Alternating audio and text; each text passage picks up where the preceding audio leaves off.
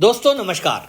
स्वागत है आपका बड़ी खबर बड़े खुलासे में। दोस्तों खबर दिल्ली से है। यहां वक्फ बोर्ड एक्ट को लेकर के संसद में अब ये पास होने ही वाला है और जैसा हमने आपको पहले ही बताया था कि भारतीय जनता पार्टी ने अपने पूरे आंकड़े जुटा लिए हैं ताकि ये लोकसभा और राज्यसभा दोनों में पूर्ण बहुमत के साथ पास हो जाए। इसके लिए एनडीए के सभी घटक दलों ने अपने अपने सांसदों को व्हीप जारी किया है। 3 लाइन व्हीप में साफ साफ लिखा है कि आपको अनिवार्य रूप से उपस्थित होकर बिल का समर्थन करना है। लेकिन आपको बता दें कि जिस तरह से विपक्षी पार्टियां अब बौखलाई हुई हैं, पहले से झूठ बोलती आ रही हैं, बिल है इसको लेकर आम आदमी पार्टी के सांसद संजय सिंह ने तो इतना कह दिया था कि भारतीय जनता पार्टी आप देखना इस बिल को लेके ही नहीं आएगी, और अगर लेके आई तो ये तो सरकार गिर जाएगी। क्योंकि इसके जो साथी हैं उन्होंने टीडीपी को कहा और जेडीयू को कहा, बोला ये तो इसमें साथ आएंगे ही नहीं। संजय सिंह ने क्या कहा था, पहले आप इस बयान को सुनिए। देश को भारतीय जनता पार्टी के इस दोहरे चरित्र और धोखे के बारे में जानना चाहिए। और मैं ये बात क्यों कह रहा हूं, इन्होंने खुद ने 2009 के अपने मैनिफेस्टो में क्या लिखा है, पूरा देश इस बात को देख ले।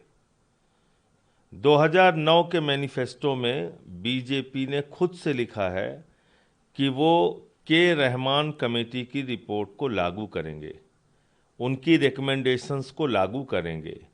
2013 में जब बिल आया था, रहमान कमेटी के रिकमेंडेशन के बाद जब बिल आया था, तो उस बिल को भी ये देखिए आप, वक्फ प्रॉपर्टीज के ऊपर 2009 का मैनिफेस्टो है बीजेपी का, जिसमें ये रहमान कमेटी के रिकमेंडेशंस को लागू करने की बात कह रहे हैं। ये इनका दोहरा चरित्र नहीं है। और उसी रहमान कमेटी के रिपोर्ट के आधार पे अमेंडमेंट आया पार्लियामेंट में। अब पार्लियामेंट में अमेंडमेंट आया तो इनके सांसदों ने, मैं नाम लेके कह रहा हूं, सुषमा स्वराज जी ने उसमें हिस्सा लिया डिबेट में, उसमें हिस्सा लिया मुख्तार अब्बास नकवी जी ने, उसमें हिस्सा लिया शहनवाज हुसैन ने, और इन्होंने तो सपोर्ट किया बाकायदा। 2013 के बिल को, अमेंडमेंट्स को, संशोधन को सपोर्ट किया बीजेपी ने। अब इसके आगे आ जाइए, उस अमेंडमेंट्स के आधार पर जो सुझाव दिए गए थे उसमें यह कहा गया था कि जो वक्फ की प्रॉपर्टीज हैं उसको ऑनलाइन करना है। इन्होंने 13 के बाद 14 में इनकी सरकार बन गई। राज्यों में भी ज्यादातर इनकी ही सरकारें थी, केंद्र में इनकी सरकार है पिछले 11 साल से। सारे डाटा इकट्ठा करके, सारे रिकॉर्ड इकट्ठा करके इन्होंने ऑनलाइन किया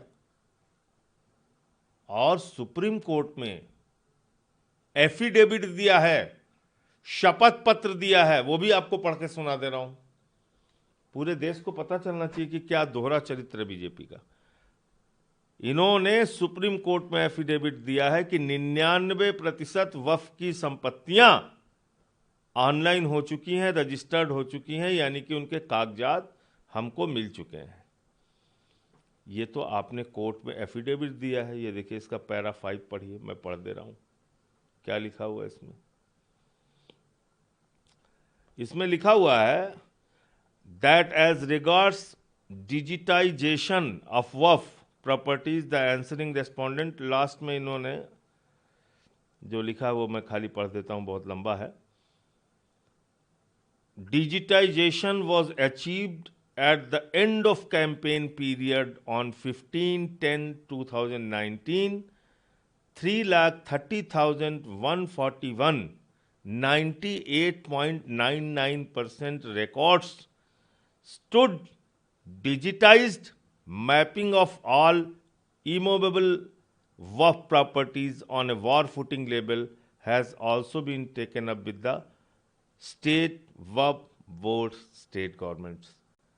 तो ये तो साफ साफ ये लिख रहे हैं कि 90, और सुप्रीम कोर्ट का एफिडेविट है, गवर्नमेंट ऑफ इंडिया का, मोदी जी का 2020 में, और ये कह रहे हैं कि इन्होंने अभियान चला के देश भर में जितनी वक्फ की प्रॉपर्टीज थी उसके सारे कागजात वगैरह चेक करके, सर्वे करके, जो भी रिपोर्ट इनके पास आई उसको ये ऑनलाइन कर चुके हैं। तो ये बिल किस लिए ला रहे हो? देश में नफरत फैलाने के लिए? लोगों का ध्यान बेरोजगारी से, अशिक्षा से, महंगाई से, डॉलर की मजबूती और रुपए की गिरती कीमत से हटाने के लिए, एमएसपी की गारंटी के मुद्दे से हटाने के लिए किस लिए ला रहे हैं आप ये कानून? आपने तो खुद 2009 के मैनिफेस्टो में कहा कि आप रहमान कमेटी की रिपोर्ट लागू करेंगे। आपने खुद ने 2013 में इस बिल का समर्थन किया है, अमेंडमेंट्स का, जो रहमान कमेटी की रिपोर्ट के आधार पे संशोधन लाए गए थे पार्लियामेंट में। खुद ने, बीजेपी ने सपोर्ट किया है। फिर 10 साल तक आपकी सरकारें रहीं, राज्यों में आपकी सरकार 11 साल से है। आपने आपकी राज्य सरकारों की रिपोर्ट के आधार पे आपने सब उसको वामसी पोर्टल पे ऑनलाइन किया, आपने सुप्रीम कोर्ट में एफिडेविट दिया, तो ये कानून क्यों ला रहे हो भाई? कह रहे हैं कि सभी प्रोविजन पहले, आप तो खुद कह रहे हो कि सारे नियम, सारी जमीनें आपने नियमानुसार नियमित कर दिया है और उसको पोर्टल पे डाल दिया, ऑनलाइन कर दिया। अब क्या बचा हुआ है? केंद्रीय मंत्री किरण रिजिजू वही कह रहे हैं कि सारे प्रोविजन पहले से जो एग्जिस्ट, ये देश में नफरत फैलाने के लिए ये बिल लाया जा रहा है, झगड़ा कराने के लिए। इस बिल के पीछे बीजेपी का कोई मकसद नहीं है इस देश के नौजवान बेरोजगारों को गली गली, मोहल्ले मोहल्ले झगड़ा कराने में लगाना, इसलिए ये बिल लेके आ रहे हैं।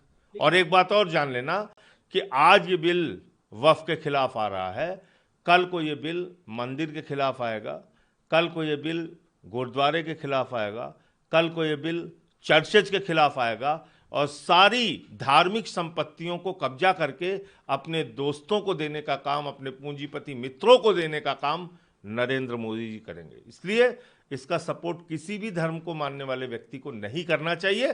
धारा 25 और 26 इस देश के संविधान की हमें अधिकार देती है कि हम अपनी धार्मिक संपत्तियों का प्रबंधन उस अपनी मान्यताओं के अनुरूप कर सकें। तो सुना आपने, आम आदमी पार्टी का संजय सिंह ये कह रहा है कि ये तो बीजेपी बिल लाएगी ही नहीं, अगर लाई तो सरकार गिर जाएगी। और उनका कहना है कि जयंत चौधरी, चंद्रबाबू नायडू, नीतीश कुमार, ये सब तो जो है अलग हो जाएंगे।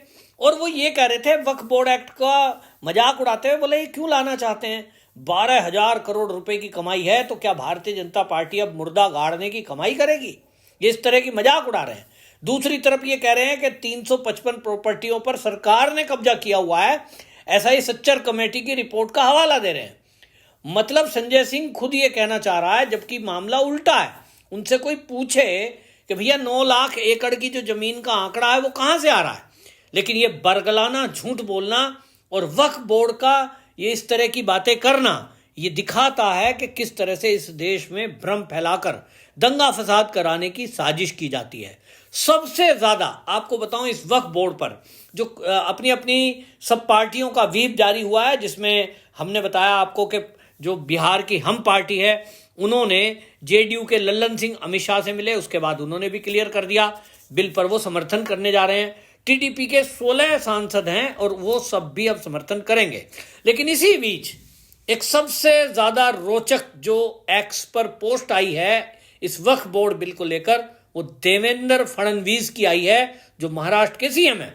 उन्होंने असल में एक्स पर पोस्ट करके जो उद्धव ठाकरे हैं उन पर सवाल उठा दिया और उन्होंने कहा कि ये जो अब बिल पेश हो रहा है, देखना ये होगा कि इसमें जो है वो किसका समर्थन करते हैं। क्या लिखा एग्जैक्ट मैं आपको बताता हूं। देवेंद्र फडणवीस ने लिखा कि वक्फ संशोधन विधेयक कल संसद में है, अब देखते हैं कि उद्धव बाला साहब ठाकरे की शिवसेना हिंदू हृदय सम्राट बाला साहब ठाकरे की विचारधारा का पालन करती है या राहुल गांधी के नक्शे कदम पर चलती है और तुष्टीकरण करती है। ये बहुत बड़ा सवाल उद्धव ठाकरे पर उठा दिया है देवेंद्र फडणवीस ने, और ये देखना होगा कि क्या अब उद्धव ठाकरे की पार्टी के सांसद वाकई में मुस्लिम तुष्टीकरण में राहुल गांधी के साथ जाएंगे, उसके पीछे खड़े होंगे, या फिर बाला साहब ठाकरे जी की विचारधारा पे चलते हुए वो ऐसा भी कर सकते हैं।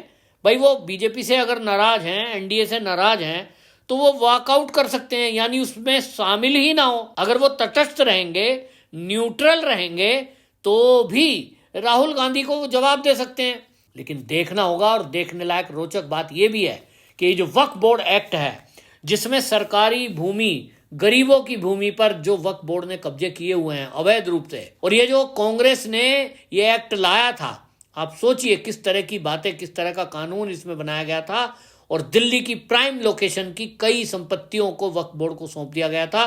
केवल 2014 का चुनाव था और उसके जस्ट पहले आचार संहिता लगने के इतनी बड़ी हेराफेरी की गई। कांग्रेस केवल तुष्टीकरण के कारण ऐसा करती रही थी। अब देखना होगा कि ये जो वक्फ बोर्ड का अवैध कब्जा है, इसके पक्ष में कौन कौन खड़ा है। ये पूरे देश को देखना चाहिए कि जब ये वोट पड़ेगी तो इस वोट पर पूरा देश ध्यान दे कि कौन सी पार्टियां ऐसी हैं, कौन राजनीतिक दलों के नेता ऐसे हैं जो वक्फ बोर्ड का कब्जा चाहते हैं। वक्फ बोर्ड इसी तरह सरकारी भूमियों पर कब्जा जारी रखे। इसी तरह बाबा साहब भीमराव अंबेडकर का संविधान इस देश में होते हुए भी एक कम्युनिटी ऐसी है जिसको इस संविधान को लागू ना होने की छूट दे दें। क्योंकि आप देखिए, देश का कोई भी नागरिक हो भारत में, सबके ऊपर बाबा साहब भीमराव अंबेडकर का बनाया हुआ संविधान लागू होता है। हर एक किसी का कोई विवाद हो, चाहे भूमि का विवाद हो, मकान का विवाद हो, किसी प्रकार का प्रॉपर्टी का विवाद हो, उसको लेकर वो कोर्ट में जाता है। कोर्ट जो निर्णय करती है उसको मान्य होता है। लेकिन यहां कांग्रेस ने मुस्लिम कम्युनिटी को यह छूट दे दी कि आप अपना कोई वक्फ बोर्ड का यदि विवाद होगा, आप दुनिया, दिल्ली के अंदर, देश के अंदर कहीं भी जमीन पर अपना हक जताइए, और जिसकी जमीन पर आपने हाथ रख दिया, फिर वो अपनी मेरी जमीन है ये ऐसा सिद्ध करने के लिए देश की किसी कोर्ट में नहीं जा सकता। वो केवल वक्फ बोर्ड के मेंबरों के पास आएगा। आपकी मर्जी है कि आप उसे स्वीकार करो या मत करो। सोचिए, बाबा साहब भीमराव अंबेडकर के संविधान को हाथ में लेकर जगह जगह घूमने वाले राहुल गांधी, उन्होंने किस तरह से बाबा साहब भीमराव अंबेडकर का मजाक उड़ाया। और संविधान में लिखा ही शब्द उसका नाम है संविधान, ऐसा विधान जो सबके लिए समान हो, सम हो। लेकिन कांग्रेस ने मुस्लिमों को इस पे छूट कर दी, लूट की छूट कर दी। अब देखना होगा कि इस पर कौन कौन इस लूट की छूट में शामिल होता है और कौन ऐसा है जो इस लूट की छूट को रोकने के लिए इसका एनडीए का जो प्रस्ताव है, यानी अमित शाह की तरफ से जो प्रस्ताव रखा गया है अमेंडमेंट का, संशोधन का, उसको लागू करता है। और जिसमें संशोधन की बात ये झूठ बोलकर बताई जा रही है कि जमीनें छीन ली जाएंगी, ऐसा कुछ भी नहीं है। बहरहाल ये रोचक होगा, देखने लायक, और मैं तो कहता हूं सभी को नोट करना चाहिए।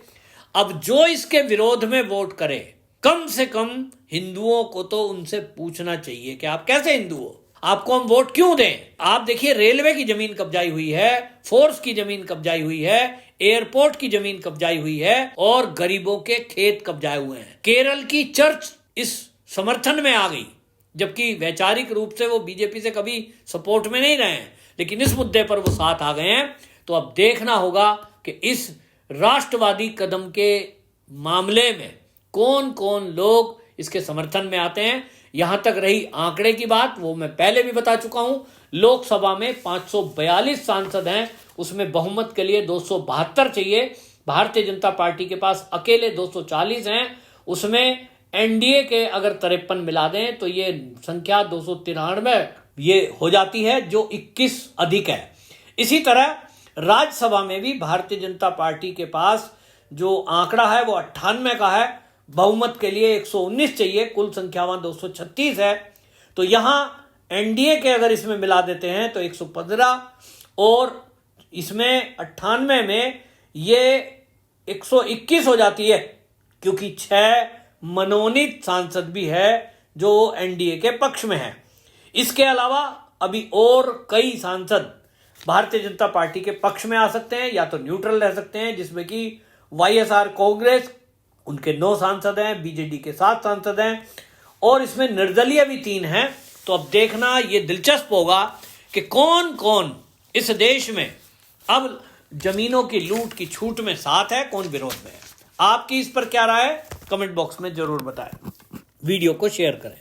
वंदे मातरम।